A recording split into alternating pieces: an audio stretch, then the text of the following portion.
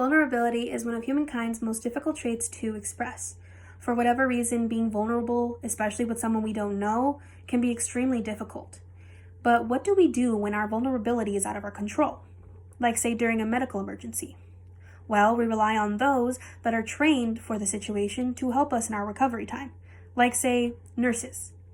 So what happens when the people we rely on most are in short demand? I'm sure all of you at one point or another have made close contact with a nurse, whether it be during a regularly scheduled checkup or one of these medical emergencies. The amount of care and comfort that these nurses can provide during these situations seems almost too good to be true. Now, this means that nurses have had such a positive impact on our healthcare field, and we require them for our daily function of recovery. And yet the security that we once had in knowing this, and that the healthcare professionals we relied on to assist us in our vulnerable and scary times, has grown weary. We are in the midst of a nursing shortage that could potentially lead to weakened patient recovery time and an overall negative impact on the healthcare field. This leads me to explain to you why I am here today. The nursing shortage is expected to grow as older generations require more care. Thus, we must act now to combat this issue to provide a positive future for both patient recovery times and the overall healthcare process. Today, I'm going to explain to you the background of the nursing shortage, some of the solutions that we have in place to assist nursing shortages, as well as what you personally can do to make the process all possible. Now, let's go ahead and start with my first point. According to the Employment Projection Report by the Bureau of Labor Statistics in their 2018 through 2028 report on registered nursing, nursing is expected to be one of the sole occupations projected to receive tremendous growth in job vacancies. Now, the Bureau reports this at 12% job vacancies or expansion growth, which means that the amount of nurses needed to fill these gaps will be drastically higher than other occupations.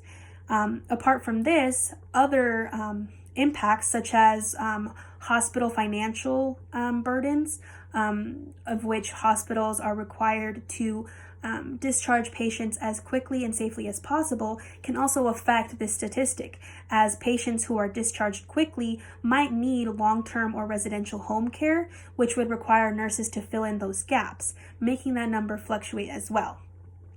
Now, apart from these long-term care facilities that patients could enter, the nursing shortage might affect that as well.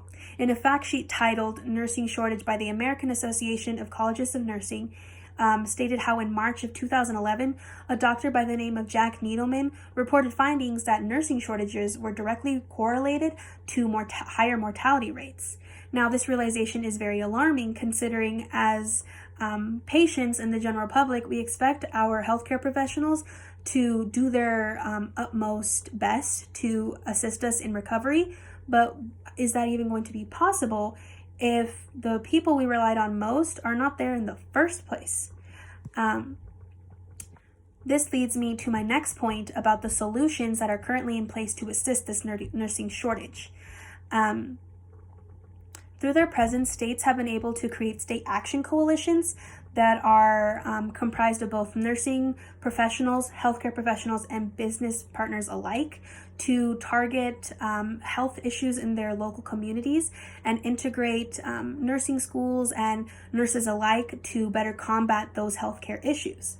This gives the nurses more exposure and increases the amount of information the general public receives about nursing, which would increase people wanting to join the occupation.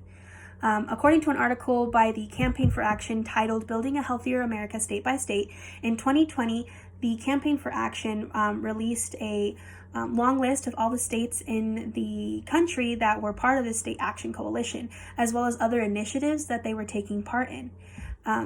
Now, this is not the only action taking place, because apart from the coalition, other groups such as the AACN or the American Association of Colleges of Nursing created foundations that are aimed at assisting nursing educators with funding for future nurses and expanding the number of overall nurses in the field. According to a press release titled "New Funding Available to Support Nurse Faculty Scholarship," by the philanthropic arm of the AACN, published in May of 2020, that the association was able to follow in these state footsteps and create more foundations and grants. So atop of the initiatives that the coalitions were making, foundations and the grants that they provided increased the amount of nursing exposure in the state. So both organizations and associations alike have helped to contribute to the nursing shortage. For example, in 2020, a program by the American Association of Colleges of Nursing, known as the Nursing Centralized Application Service, or Nursing CAS, announced in an article titled "Your Career Nursing" that they were expanding their already prominent application to nursing schools across the country into graduate programs as well. But this leads me to my third point of how you yourself can help. Now, you might not have known about this general nursing application and how it was applicable to hundreds of colleges in the United States. This is where you might personally come in. By spreading this information, the general public will be able to gather more media relation and more notice of the nursing shortage, therefore drawing more attention to programs such as this and increasing the amount of nurses in the field. Apart from this, the general public is also capable of visiting and joining grassroots networks, such as the one offered by the AACN in their 2020 updated webpage titled Get Involved. Here, people are capable of joining the grassroots network that the AACN has created, which allows the public to contact Congress whenever possible, vote on issues and policies that help nurses and overall the healthcare field. Now, as I draw near my end, I have covered how the nursing shortage originated. I have covered how the solutions in place are aiming to better the nursing shortage and the ways that you personally can help to assist that process. Previously, I talked about vulnerability and how it may be difficult to express that, but I also mentioned the people that are willing to help us during these times. And I leave you with one question. Are you willing to do the same? Thank you.